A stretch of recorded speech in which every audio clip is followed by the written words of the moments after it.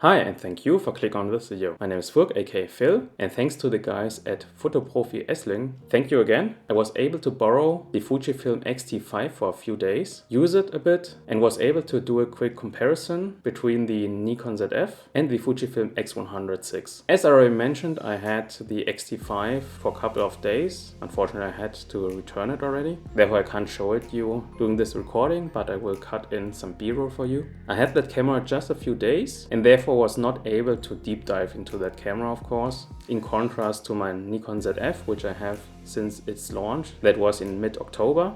And the X100VI I have also since its launch, and this is now at the time of this recording a couple of weeks ago. So keep that in mind when I'm doing my comparison between these three cameras. In my opinion, these three cameras are the best retro cameras for you can buy currently if you're interested in a modern camera with the retro design. But let me tell you during this video why you will pay extra if you're interested in these cameras. Let's begin with the price of these cameras. If you're looking at the Nikon ZF and the Fujifilm X-T5, both of these cameras are interchangeable cameras, and therefore the body-only price for the ZF is around $2,000. The Fuji X-T5 is around $1,700, and the Fujifilm X100VI cost $1,600 with the lens included because it's a fixed camera. The Nikon ZF, which is currently filming me during this headshot recording, has a 24 megapixel full-frame sensor. The Fujifilm X-T5 has the same sensor like the Fujifilm X100VI with the 40 megapixel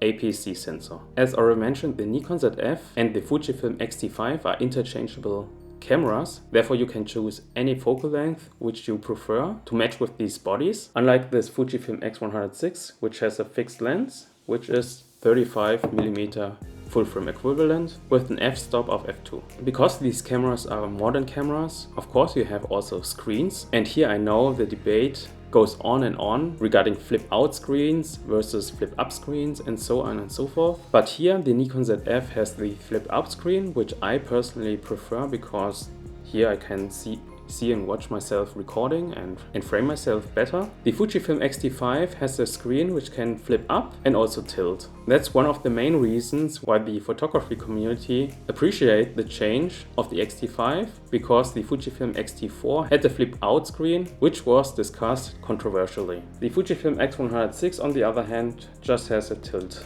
screen. Again, this screen discussion is in my opinion just a matter of personal preference, and you might already prefer one over the other and pick the camera of your choice based on that screen option. And looking at these three cameras, you have all kinds of options here. Next to the screen, of course, you have also the viewfinder, and in my opinion the higher price of the cameras reflect in the quality of the viewfinder and the screen. The most enjoyable experience in my opinion is the Nikon ZF. That viewfinder is just big, the screen inside the viewfinder is clear and you see everything. The X-T5 is also quite nice regarding the EVF. Here you also have a big EVF where you can look through, and also the screen has a nice quality. If you jump down to the X100VI, here you will notice immediately, if you have these cameras in comparison, that the EVF is quite small. The screen inside the EVF is also relatively small, but the X100VI has an extra feature, and that's the optical viewfinder, and also a hybrid viewfinder where you have the optical viewfinder with a small screen below the corner. That experience is unique for the X100VI. Since we're talking retro cameras, of course, the dials are one of the key features of these cameras. And here you have the classic dials of ISO, shutter speed, and exposure compensation. You can see that the design of the Nikon ZF and the Fujifilm X-T5 are quite similar. Because of the size of the X100VI, you only have the dial for the shutter speed and the exposure compensation, but the dial of the exposure compensation of the X100 lineup has a dual function, since you here can also dial in your ISO if you just pull the dial, and then you can dial in your ISO settings. One topic which is quite discussed frequently on the Nikon ZF is the aperture ring.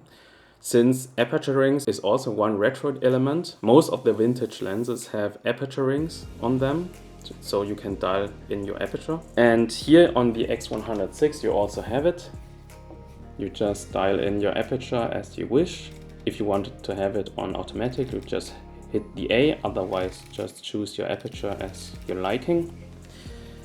And Fujifilm has a lot of lenses in their lineup if you choose interchangeable bodies that have these aperture rings. And with these aperture rings you have a more retro vintage experience. And I personally agree with that, because if you look at these old SLR cameras from back then, film cameras, as I already mentioned, most of them had aperture rings, and if you dial it in, it just sounds nice. And it's part of the experience. And unfortunately, the Nikon Z mount has no lens which has aperture rings right now at the time of this recording. Only the third-party manufacturer Vogtländer offers manual focused lenses for the Z mount, and here you have the aperture ring as an option. Since we're already talking about lens choices, of course the Nikon ZF, already mentioned, has the Z mount, and therefore you have access to all the great Z lenses of Nikon.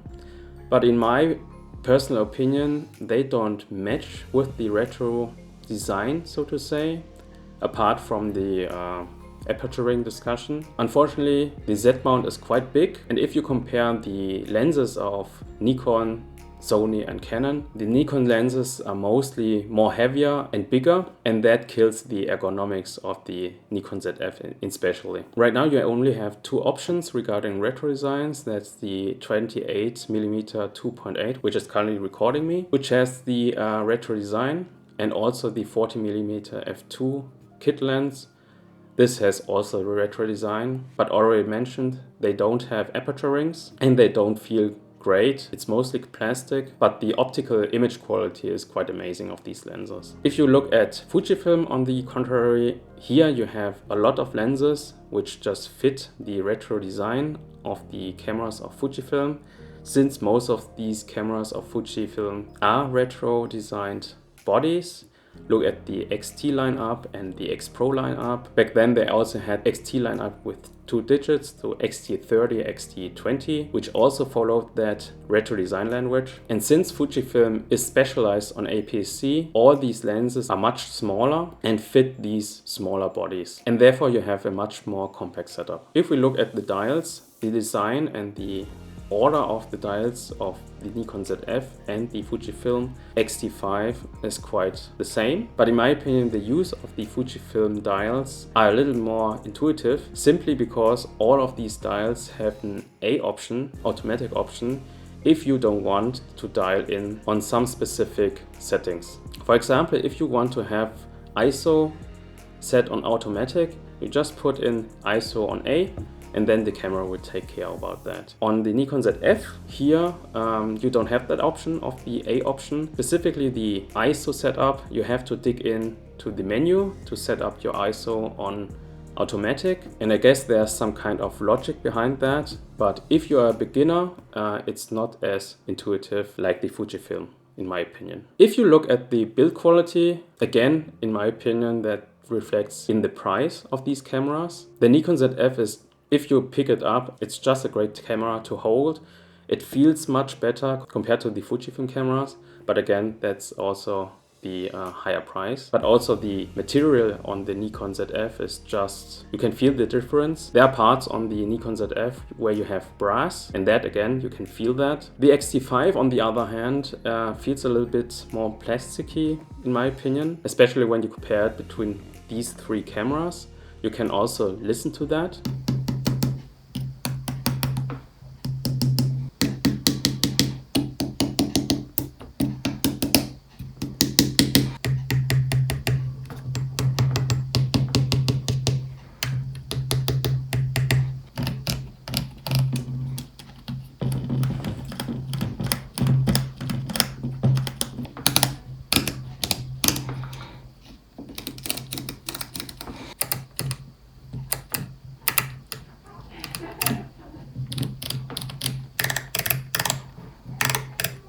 And when the X-T5 was released and the first people got their X-T5 in their hands, I think most of them criticized the lower build quality, because I think in the X-T lineup, the peak of build quality was the X-T3, where you had some kind of metal in the build, which is currently not the case anymore with the X-T5. I also thought that the X100VI would have the same build quality of the X-T5, but no.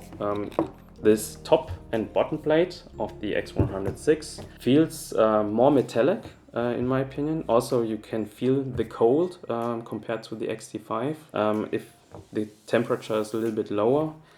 And funny enough, even my wife noticed the material difference. She said that this is more light metallic and the X-T5 was more like plastic. Take that for what it's worth. And yeah, in my opinion, the X100VI feels a bit better regarding build quality compared to the X-T5. I heard some people on YouTube saying that the build quality of the X100 lineup feels more like a toy. I can understand where this opinion comes, because if you use this camera, especially if you want to dial in your settings, fiddling with this mini joystick is not a great experience. It's also not as accurate to set up your camera or navigate the menus. I think back then with the X100F or T, I'm not sure which one, which model dropped the D-pad, but back then you had the D-pad on this area, I think, which would be better to navigate. But again, regarding the build quality, for that price here, I think it's fine. When I compared with the Leica Q lineup, for example, I had the Leica Q3. Of course, this won't reach that kind of build quality, but the Leica Q3 is of course even much more expensive, so I think that comparison doesn't make sense. What I also noticed during my usage of these cameras was that the dials of the Fujifilm cameras, especially the exposure compensation, I accidentally hit that quite often on both cameras, the X100VI and the X-T5. Regarding quality, they also feel quite the same, and there's a little bit not enough resistance, I guess, so you are easily to hit this exposure compensation dial and dial in a setting which you didn't intend to. On the other hand, the Nikon ZF, I never had an issue regarding accidentally hitting a dial or something like that. Specifically, the exposure compensation dial is quite sturdy, and it also feels great to just dial the dials of the Nikon ZF. It's just fun, it feels better. Here again, the build quality of brass, you can just feel it, and yeah, it's a little bit addicting, specifically the sound. But I digress. Again, the build quality is reflected in the price of these three cameras, but in my opinion that's also relative, because normal people only buy one camera and therefore you won't have the comparison side by side, and after some days of usage you won't notice that, you will just enjoy your camera, and that's, I think, is the important part. Regarding image quality, I think nowadays every camera is great, and I'm not the guy who is pixel peeping and do some kind of technical review on anything like that. I can only say, in my experience, all these three retro cameras perform great and provide excellent image quality, at least for my use. What I also saw on the internet highly discussed is regarding the discussion of if this 35 equivalent lens on the X100VI is a little bit soft for the 40 megapixel sensor. Samuel from Samuel Street Life did an interesting comparison with his Ricoh GR. You can check his video here. Regarding that topic, I wanted to do a side-by-side comparison with the Fujifilm X-T5 and the X100 Mark VI, since both of them have the same sensors, but that will be a different video. Unfortunately, my recording got interrupted since my wife came home with the kids, so that's the reason for the change of light. But now back to the cameras. Overall, I think you can't do anything wrong if you pick one of these cameras. The Nikon ZF is a full frame camera, which has some benefits regarding the full frame sensor. Also, the Nikon ZF especially is a little bit bigger and bulkier, Some people might prefer that compared to a smaller body. The Fujifilm X-T5 on the other hand is a smaller, compact, interchangeable lens system based on APC sensor. Since it is APC, all the lenses are also much more compact compared to full frame lenses. And of course on APC side you also have the weight benefit, since everything is lighter compared to full frame. The X100VI on the other hand is a fixed lens camera, and because of that it's the most compact system. Since it only has a fixed lens, it also has its limitations regarding that. But if you look at all the opinions on the internet, on YouTube regarding photographers, these limitations are also the reason why they gravitate towards a fixed lens camera system like the X100VI. Again, in my opinion, all these three cameras are the best retro designed cameras you can buy right now on the market. And of course Fujifilm has its own incentive, because Fujifilm has film simulations, which are also named officially film simulations. Fujifilm produces film stocks, and therefore you have all kinds of film simulations already provided by Fujifilm. But also the community around Fujifilm recipes is very big, and that's also one big reason why people like to use a Fujifilm camera. But regarding film simulations on the Nikon system, that's also possible. Of course, they are not called film simulations, since Nikon doesn't produce film stocks. But I already made a topic about that, how you can apply film simulations or basically presets on your Nikon camera, especially on the Nikon ZF. You can check that video up here. I also promised you in the beginning of this video that I will also dive into the topic regarding price of retro designed cameras. And in my opinion, you have two categories where you basically pay the price for choosing a retro camera. The first one is being speed, the second one is ergonomics, and the third one is of course the monetary price you actually pay. What do I mean by that? I showed you on all these cameras that every one of these three have physical dials to dial in your ISO, your shutter speed, your aperture if there's an aperture ring, and so on. And if you use these dials, it basically slows you down compared to using the front and back dials of regular mirrorless cameras. It definitely slows you down in the process of taking pictures. But that's also the reason why most people like these kinds of dials, because they want to slow down. Because if you want to dial in a setting on a dial, you basically take your camera down, look at it, put in your setting, and then continue shooting. Compared to if you use the front and back dial of a camera, you just let your camera at your eye, and you just adjust your settings and continue shooting without putting down your camera. Slowing down is nowadays one of the reasons why people gravitate to retro cameras, besides of the looks of course. And regarding ergonomics, I talked about that on my Nikon ZF videos a lot. Since my first impression videos, I criticized basically the ergonomics of the Nikon ZF, because one, the grip is quite small, and Nikon is aware about that.